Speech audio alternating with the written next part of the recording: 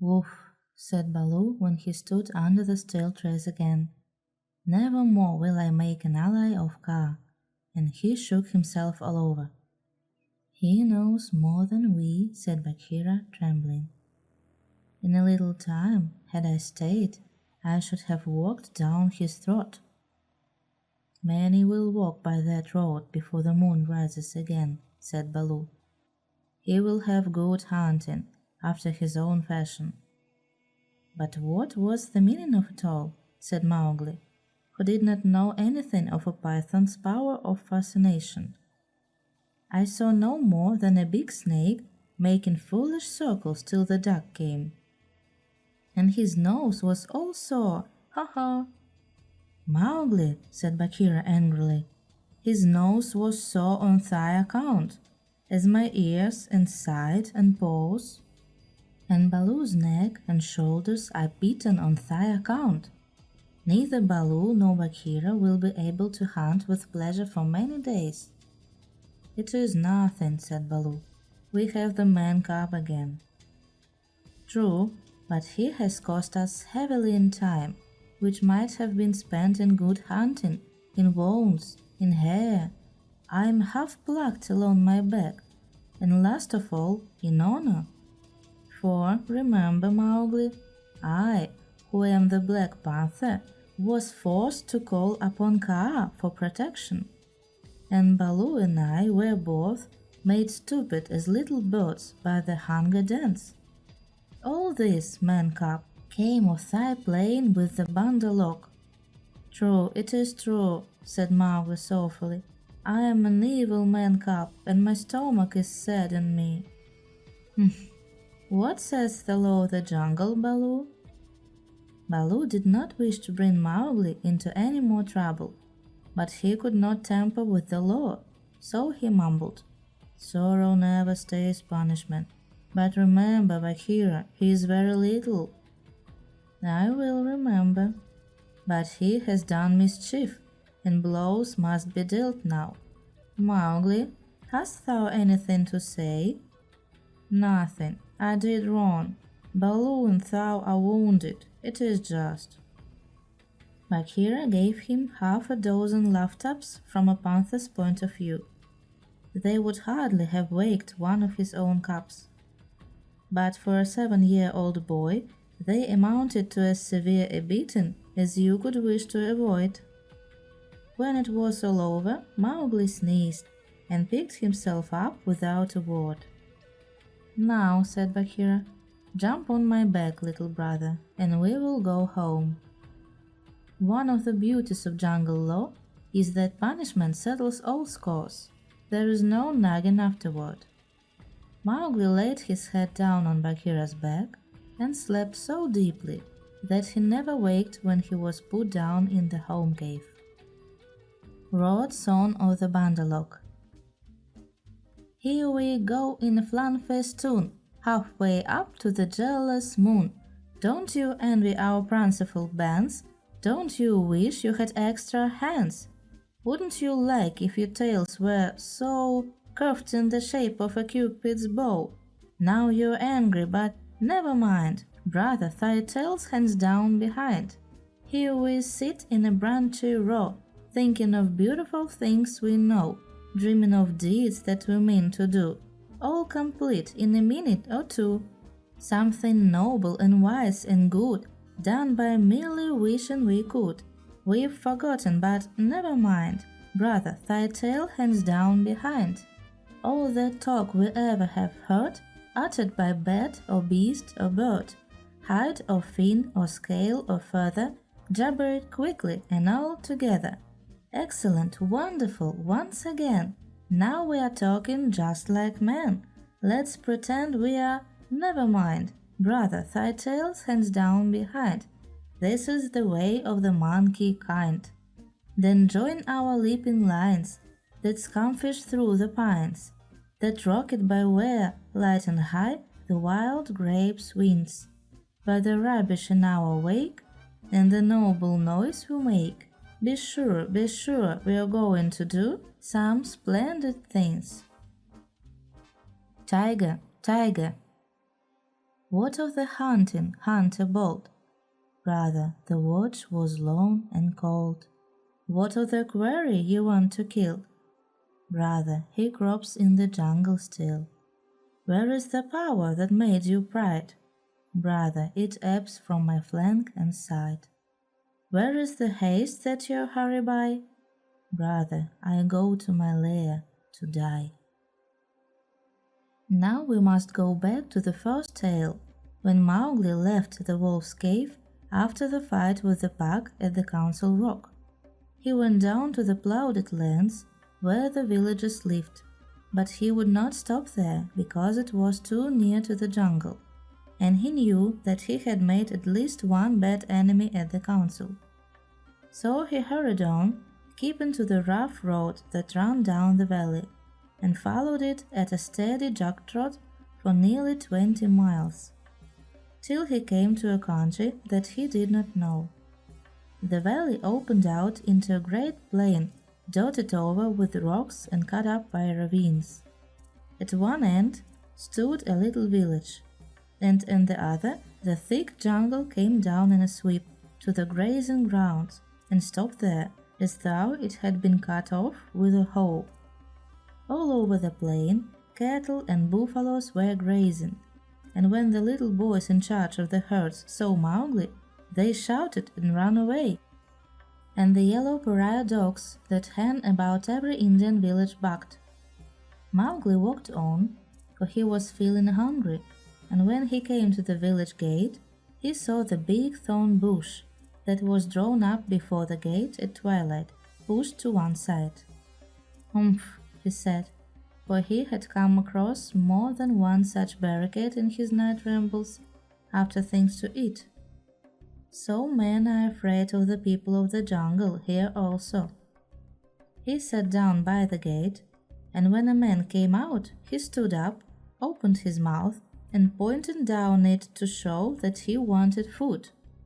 The man stared and ran back up the one street of the village, shouting for the priest, who was a big, fat man dressed in white with a red and yellow mark on his forehead. The priest came to the gate, and with him at least 100 people, who stared and talked and shouted and pointed at Mowgli. "They have no manners, these menfolk," said Mowgli to himself. "Only the grey ape would behave as they do." So he threw back his long hair and frowned at the crowd. "What is there to be afraid of?" said the priest. "Look at the marks on his arms and legs. They are the bites of wolves. He is but a wolf child run away from the jungle." Of course, in playing together, the cubs had often nipped Mowgli harder than they intended, and there were white scars all over his arms and legs, but he would have been the last person in the world to call these bites, for he knew what real biting meant. "Arr, arr," said 2 or 3 women together. "To be beaten by wolves! Poor child! He is a handsome boy. He has eyes like red fire. By my honor, Monsieur, he is not unlike thy boy that was taken by the tiger." "Let me look," said a woman with heavy copper rings on her wrists and ankles, and she peered at Mowgli under the palm of her hand. "Indeed he is not. He is thinner, but he has the very look of my boy." The priest was a clever man, and he knew that Monsieur was wife to the richest villager in the place. So he looked up at the sky for a minute and said solemnly, "What the jungle has taken, the jungle has restored. Take the boy into thy house, my sister, and forget not to honor the priest who sees so far into the lives of men." "By the bull that bought me," said Mowgli to himself, "but all this talking is like another looking over by the pack. Well, if I am a man I must become." The crowd parted as the woman beckoned Mowgli to her hut, where there was a red lacquered bedstead, a great earthen grain chest with funny raised patterns on it, 6 copper cooking pots, an image of a Hindu god in a little alcove, and on the wall a real looking glass, such as they sell at the country fairs. She gave him a long drink of milk. Mowgli was uneasy, because he had never been under a roof before. But as he looked at the thatch, he saw that he could tear it out any time if he wanted to get away, and that the window had no fastenings. "What is the good of a man," he said to himself at last, "if he does not understand man's talk?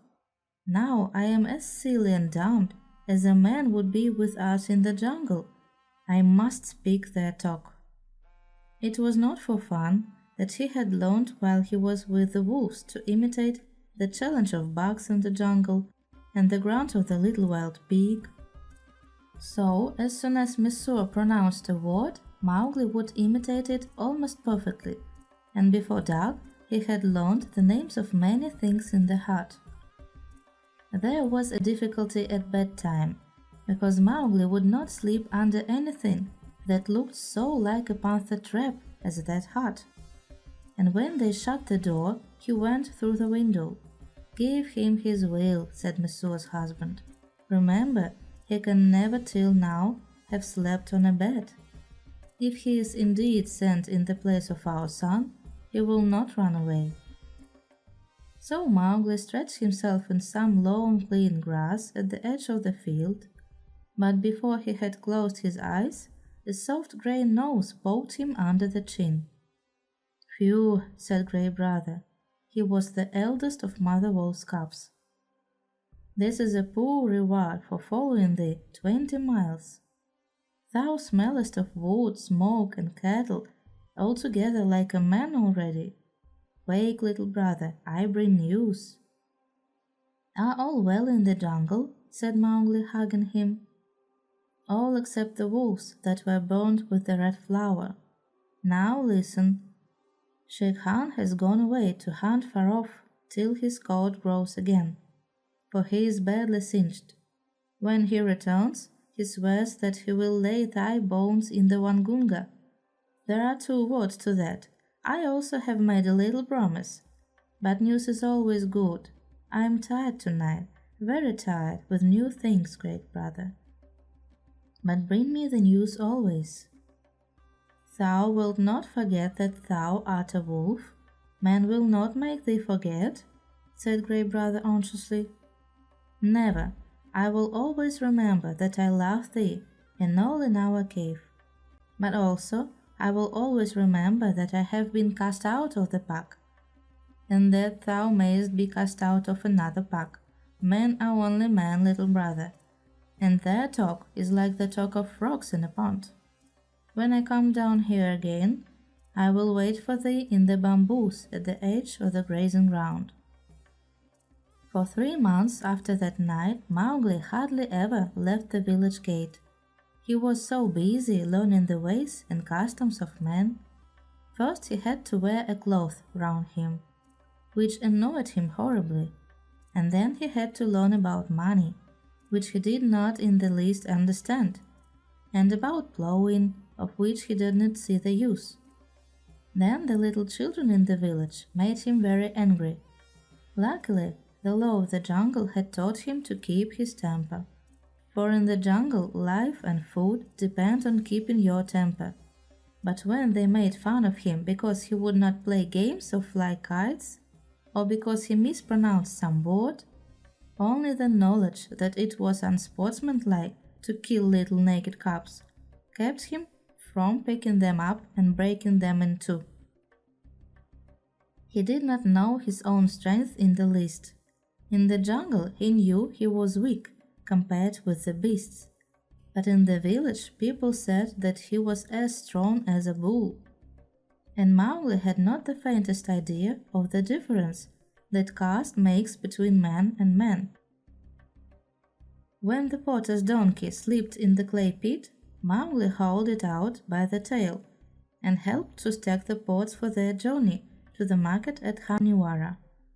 That was very shocking too, for the potter is a low caste man and his donkey is worse.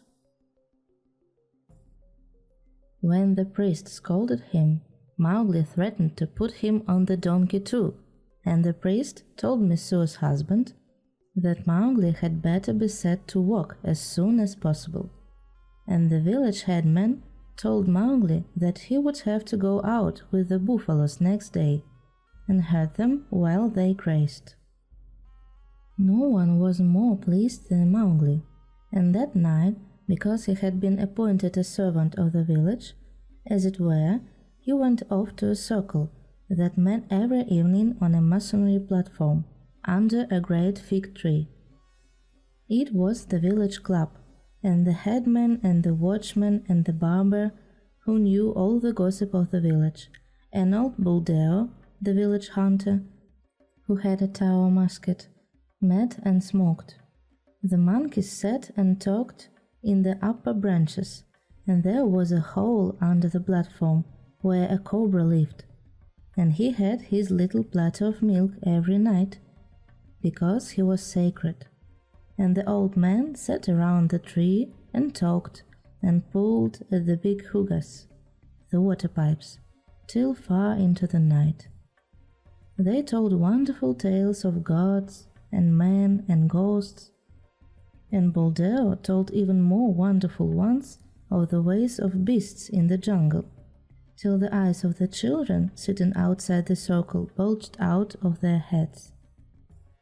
Most of the tales were about animals, for the jungle was always at their door.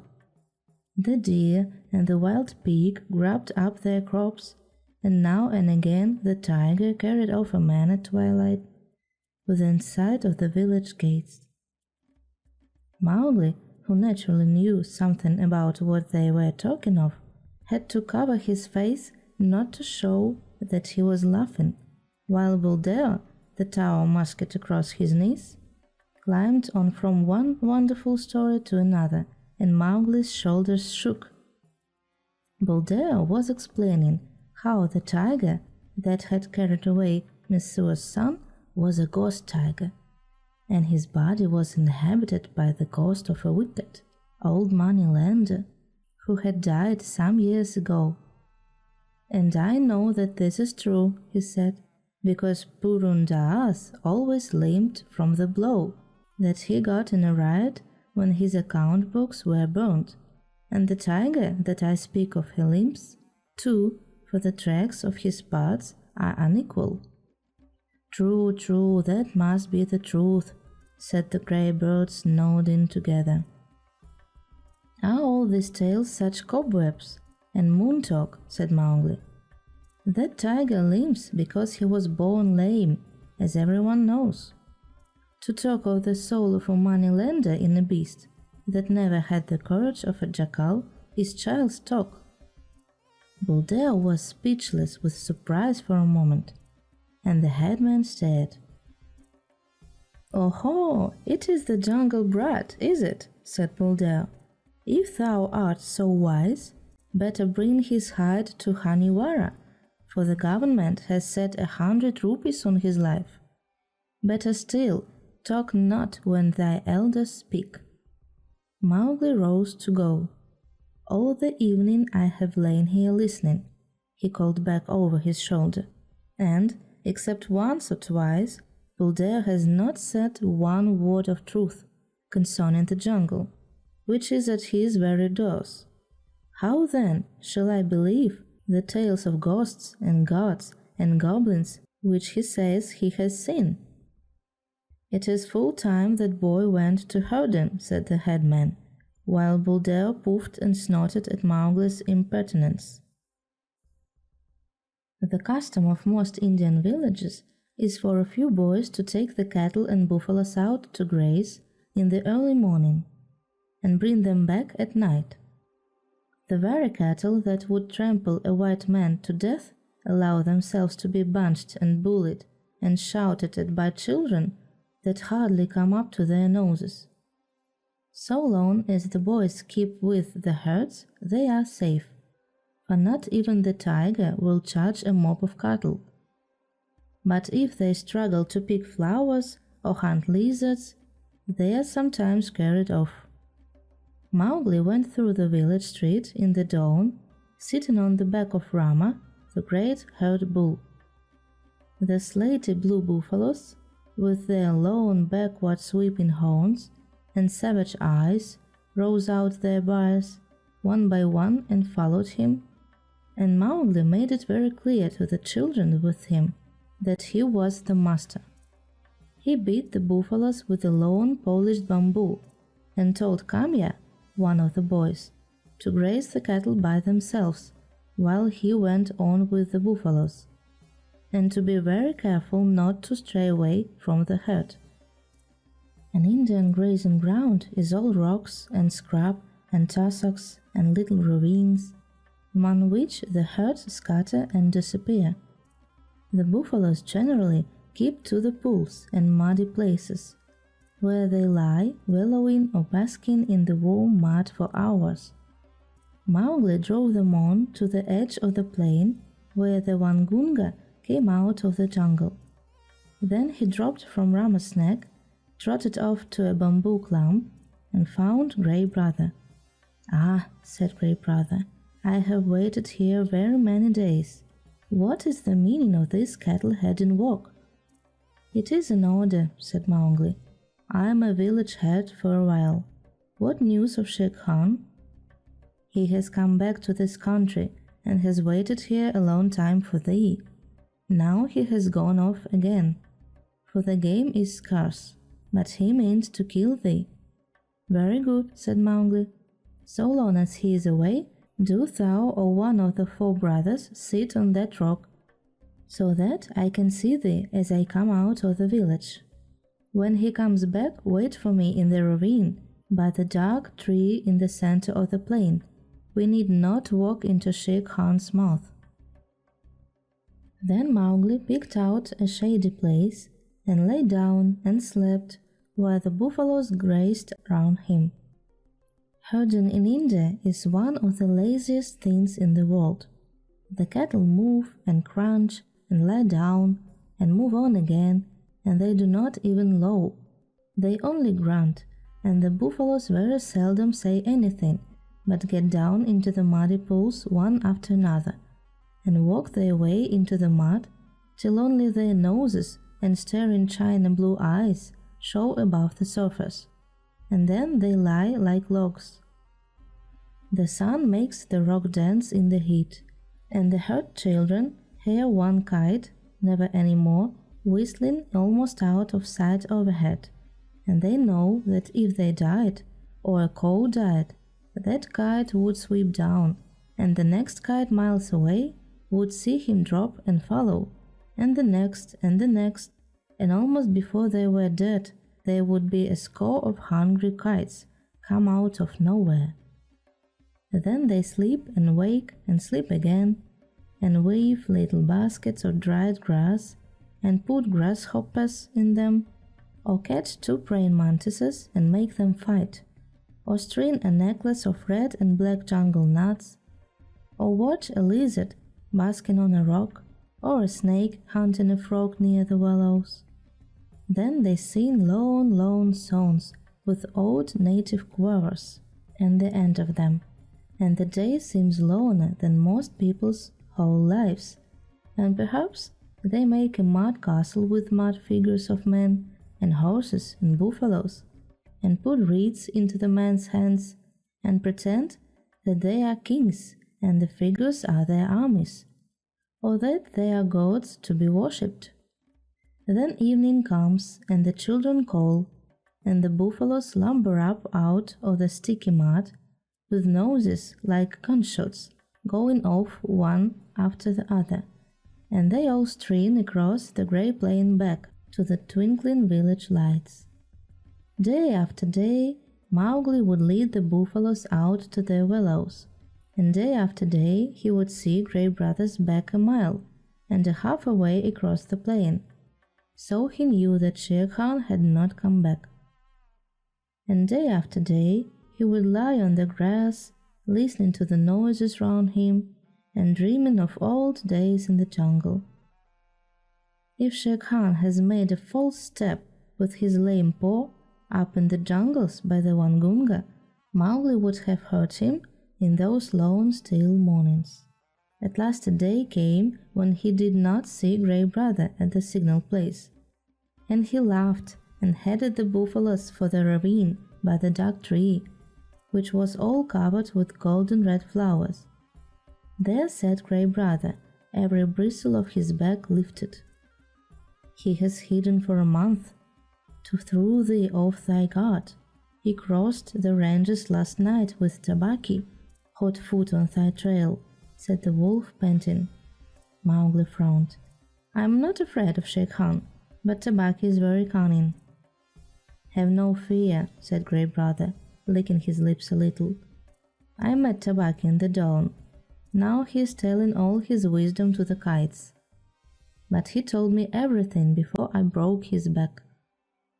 Shere Khan's plan is to wait for thee at the village gate this evening, for thee and for no one else.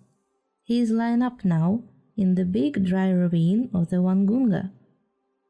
Has he eaten today, or does he hunt empty? Said Mowgli, for the answer meant life and death to him. He killed at dawn a pig, and he has drunk too. Remember, Shere Khan could never fast, even for the sake of revenge. Oh, fool, fool, what a cub's cup it is! Eaten and drunk too, and he thinks that I shall wait till he has slept. Now, where does he lie up? If there were but 10 of us, we might pull him down as he lies. These buffaloes will not charge unless they wind him, and I cannot speak their language. Can we get behind his track, so that they may smell it? He swam far down the Wangunga to cut that off, said Grey Brother. Tabaki told him that, I know. He would never have thought of it alone. Mowgli stood with his finger in his mouth, thinking. The big ravine of the Wangunga. That opens out on the plain not half a mile from here. I can take the herd round through the jungle to the head of the ravine and then sweep down. But he would slink out at the foot. We must block that end. Grey Brother, canst thou cut the head in two for me? Not I, perhaps, but I have brought a wise helper. Grey Brother trotted off and dropped into a hole.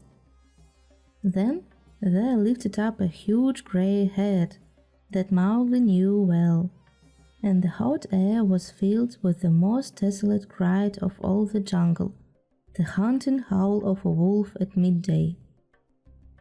Akela, Akela, said Mowgli, clapping his hands. I might have known that thou wouldst not forget me. We have a big work in hand. Cut the head in two, Akela. Keep the cows and calves together, and the bulls and the plough buffaloes by themselves. The two wolves ran, ladies' chain fashion, in and out of the herd, which snorted and threw up its head and separated into two clumps. In one, the cow buffaloes stood with their calves in the center, and glared and pawed, ready, if a wolf would only stay still, to charge down and trample the life out of him. In the other, the bulls and the young bulls snorted and stamped, but though they looked more imposing, they were much less dangerous, for they had no calves to protect. No 6 men could have divided the herd so neatly. What orders? Panted Akela. They are trying to join again. Mowgli slipped on to Rama's back. Drive the bulls away to the left, Akela. Grey Brother, when we are gone, hold the cows together and drive them into the foot of the ravine. How far? Said Grey Brother, panting and snapping. Till the sides are higher than Shere Khan can jump, shouted Mowgli. Keep them there till we come down. The bulls swept off as Akela bade, and Grey Brother stopped in front of the cows. They charged down on him, and he ran just before them to the foot of the ravine, as Akela drove the bulls far to the left. Well done! Another charge, and they are fairly started. Careful now, careful, Akela. A snap too much, and the bulls will charge. Hiya! This is wilder work than driving black buck. Didst thou think these creatures could move so swiftly? Mowgli called. I have hunted these too in my time, gasped Akela in the dust. Shall I turn them into the jungle? Aye, turn, swiftly turn them. Rama is mad with rage. Oh, if I could only tell him what I need of him today. The bulls were turned to the right this time, and crashed into the standing thicket. The other herd children, watching with the cattle half a mile away, hurried to the village as fast as their legs could carry them, crying that the buffaloes had gone mad and run away. But Mowgli's plan was simple enough. All he wanted to do was to make a big circle uphill and get at the head of the ravine, and then take the bulls down it and catch Shere Khan between the bulls and the cows, for he knew that after a meal and a full drink, Shere Khan would not be in any condition to fight or to clamber up the sides of the ravine. He was soothing the buffaloes now by voice, and Akela had dropped far to the rear, only whimpering once or twice to hurry the rear guard. It was a long, long circle, for they did not wish to get too near the ravine and give Shere Khan warning. At last Mowgli rounded up the bewildered herd at the head of the ravine on a grassy patch that sloped steeply down to the ravine itself. From that height you could see across the tops of the trees down to the plain below. But what Mowgli looked at was the sides of the ravine, and he saw with a great deal of satisfaction that they ran nearly straight up and down, while the vines and creepers that hung over them would give no foothold to a tiger who wanted to get out. Let them breathe, Akela, he said, holding up his hand. They have not winded him yet. Let them breathe. I must tell Shere Khan who comes. We have him in the trap. He put his hand to his mouth and shouted down the ravine. It was almost like shouting down a tunnel, and the echoes jumped from rock to rock. After a long time there came back the drawling, sleepy snarl of a full-fed tiger just wakened. Who calls? Said Shere Khan, and a splendid peacock fluttered up out of the ravine screeching. I, Mowgli. Cattle thief, it is time to come to the council rock. Down! Hurry them down, Akela! Down, Rama, down! The herd paused for an instant at the edge of the slope, but Akela gave tongue in the full hunting yell, and they pitched over one after the other, just as steamers shoot rapids, the sand and stones spurting up round them. Once started, there was no chance of stopping, and before they were fairly in the bed of the ravine, Rama winded Shere Khan and bellowed. Ha ha, said Mowgli on his back, now thou knowest. And the torrent of black horns, foaming muzzles, and staring eyes whirled down the ravine just as boulders go down in flood time. The weaker buffaloes being shouldered out to the sides of the ravine, where they tore through the creepers. They knew what the business was before them, the terrible charge of the buffalo head, against which no tiger can hope to stand. Shere Khan heard the thunder of their hoofs, picked himself up, and lumbered down the ravine, looking from side to side for some way of escape. But the walls of the ravine were straight, and he had to hold on, heavy with his dinner and his drink, willing to do anything rather than fight. The herd splashed through the pool he had just left, bellowing till the narrow cut ran. Mowgli heard an answering bellow from the foot of the ravine. Saw Shere Khan turn. The tiger knew if the worst came to the worst, it was better to meet the bulls than the cows with their calves. And then Rama tripped, stamped, and went on again, over something soft, and with the bulls at his heels, crashed full into the other herd, while the weaker buffaloes were lifted clean off their feet by the shock of the meeting. Their charge carried both herds out into the plain, goring and stamping and snorting. Mowgli watched his time and slipped off Rama's neck, laying about him right and left with his stick. "Quick, Akela, break them up, scatter them, or they will be fighting one another. Drive them away, Akela! Hi, Rama! Hi, hi, hi!" "My children, softly now, softly, it is all over." Akela and Grey Brother ran to and fro, nipping the buffalo's legs, and though the herd willed once to charge up the ravine again, Mowgli managed to turn Rama, and the others followed him to the willows. Shere Khan needed no more trampling. He was dead, and the kites were coming for him already. "Brothers, that was a dog's death," said Mowgli, feeling for the knife he always carried in a sheath round his neck now that he lived with men. "But he would never have shown fight. His hide will look well on the council rock. We must get to work swiftly." A boy trained among men would never have dreamed of skinning a 10-foot tiger alone. But Mowgli knew better than anyone else how an animal's skin is fitted on and how it can be taken off. But it was hard work, and Mowgli slashed and tore and grunted for an hour, while the wolves lolled out their tongues or came forward and tugged as he ordered them. Presently a hand fell on his shoulder, and looking up he saw Buldeo with a tower musket. The children had told the village about the buffalo stampede, and Buldeo went out angrily, only too anxious to correct Mowgli for not taking better care of the herd. The wolves dropped out of sight as soon as they saw the man coming. "What is this folly?" said Buldeo angrily. "To think that thou canst skin a tiger! Where did the buffaloes kill him? It is the lame tiger too, and there is 100 rupees on his head. Well, well, we will overlook thy letting the herd run off, and perhaps I will give thee one of the rupees of the reward when I have taken the skin to Haniwara." He fumbled in his waistcloth for flint and steel, and stooped down to singe Shere Khan's whiskers.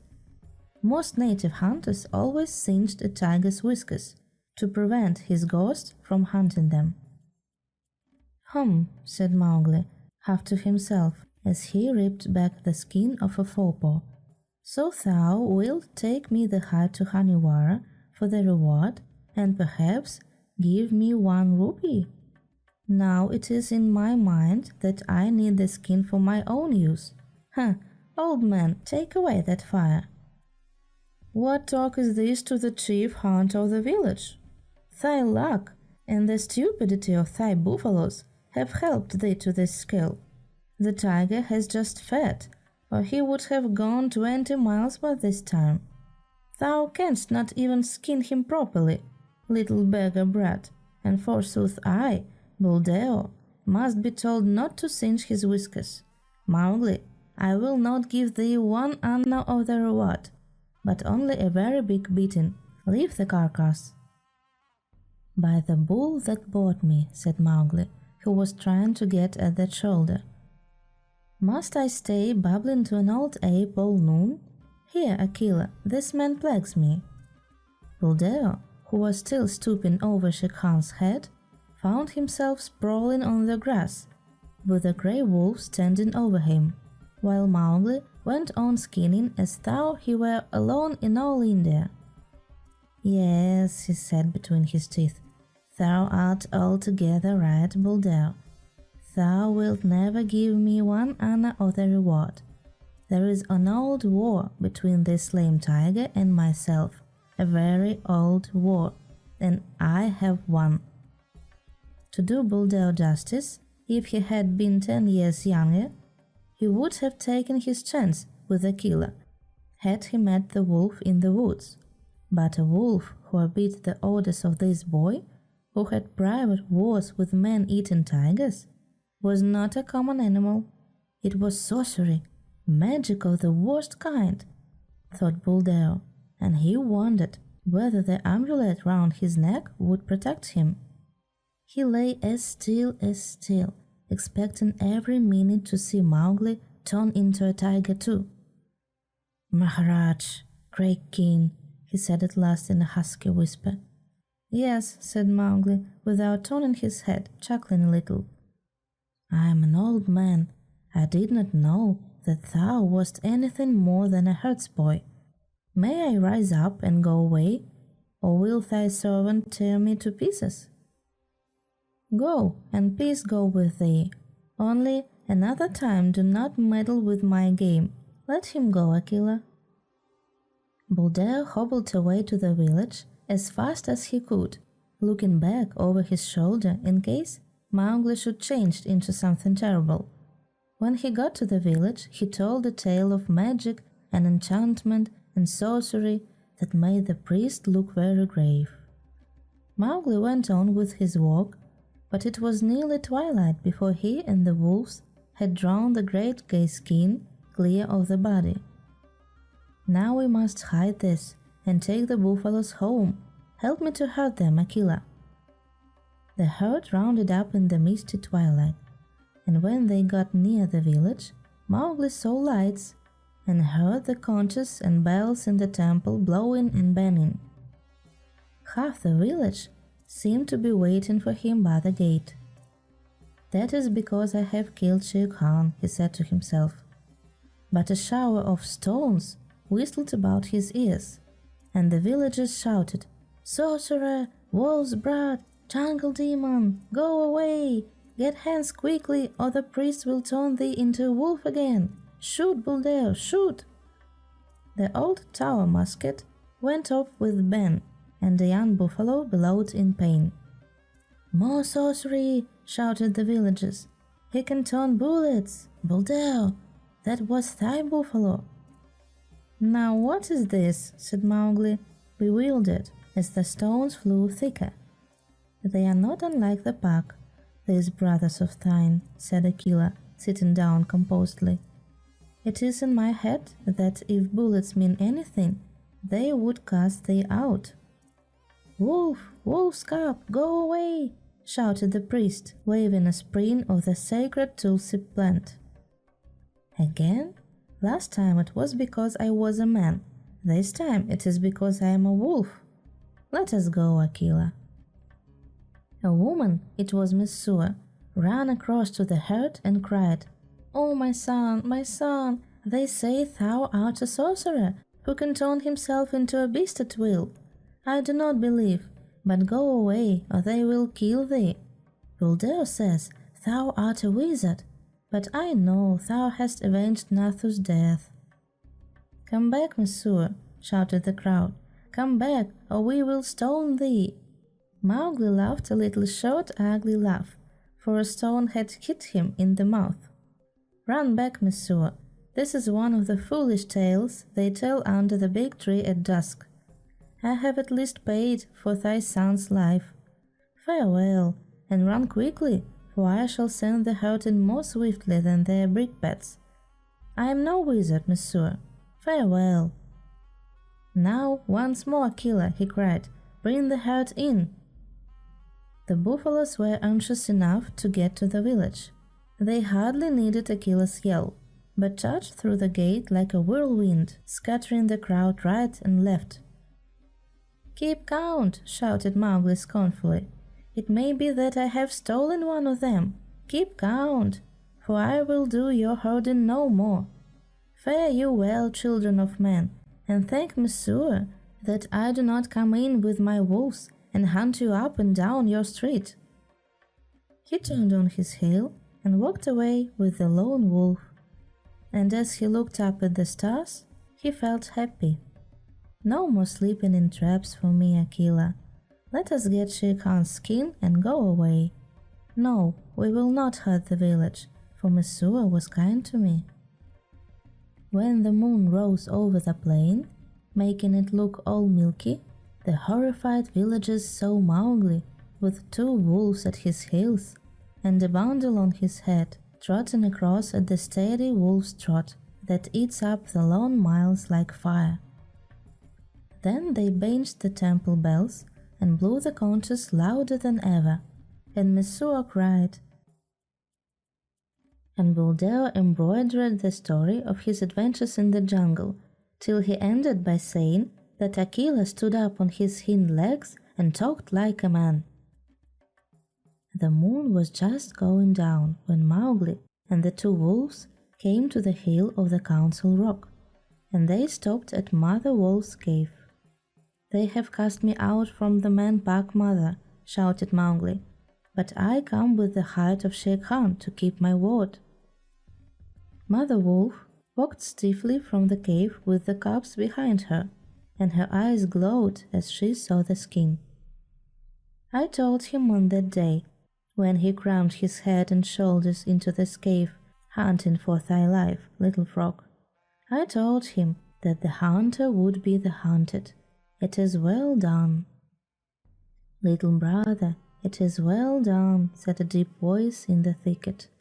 "We were lonely in the jungle without thee." And Bagheera came running to Mowgli's bare feet. They clambered up the Council Rock together, and Mowgli spread the skin out on the flat stone where Aquila used to sit, and patched it down with 4 slivers of bamboo. And Aquila lay down upon it, and called the old call to the council. "Look, look well, O wolves!" exactly as he had called when Mowgli was first brought there. Ever since Aquila had been deposed, the pack had been without a leader, hunting and fighting at their own pleasure.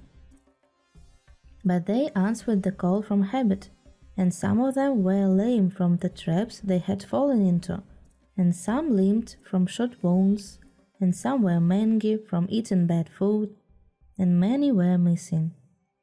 But they came to the Council Rock, all that were left of them, and saw Shere Khan's stripped hide on the rock, and the huge claws dangling at the end of the empty dangling feet.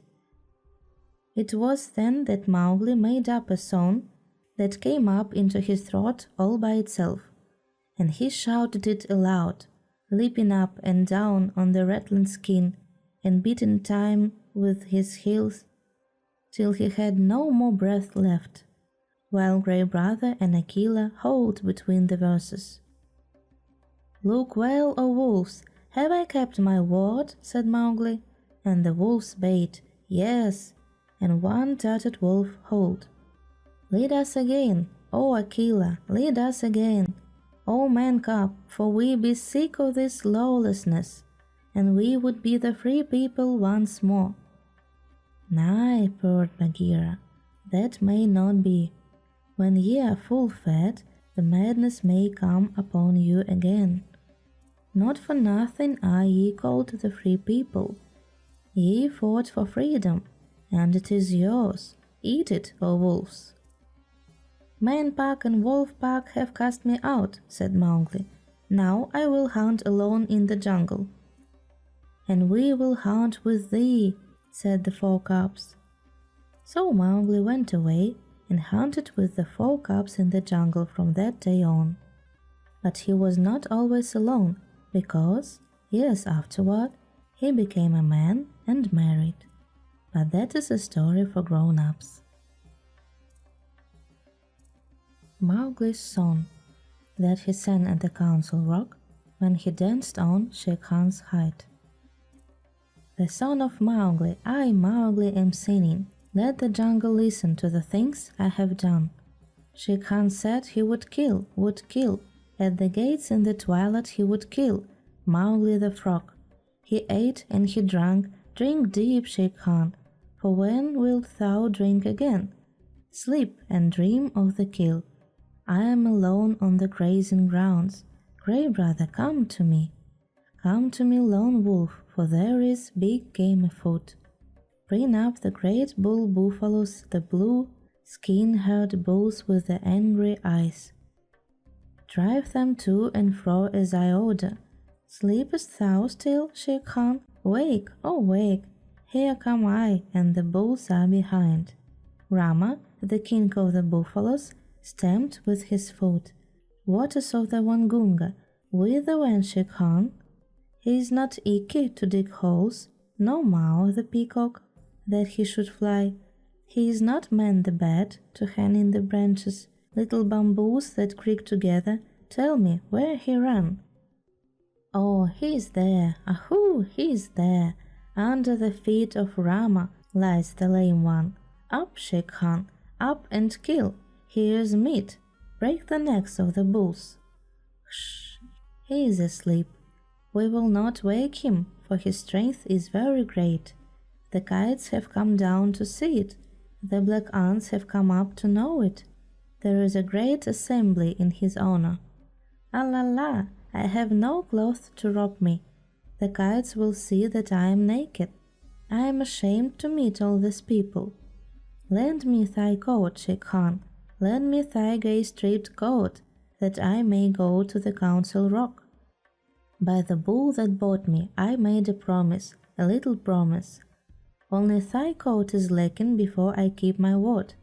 With the knife that men use, with the knife of the hunter, I will stoop down for my gift. Waters of the Wangunga, Shere Khan gives me his coat for the love that he bears me. Pull, grey brother, pull, Akela, heavy is the hide of Shere Khan. The men pack are angry. They threw stones and talk child's talk. My mouth is bleeding. Let me run away. Through the night, through the hot night, run swiftly with me, my brothers. We will leave the lights of the village and go to the low moon. Waters of the Wangunga, the men pack have cast me out. I did them no harm, but they were afraid of me. Why? Wolf pack, ye have cast me out too. The jungle is shut to me, and the village gates are shut. Why?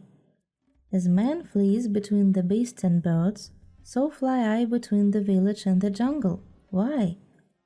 I dance on the height of Shere Khan, but my heart is very heavy.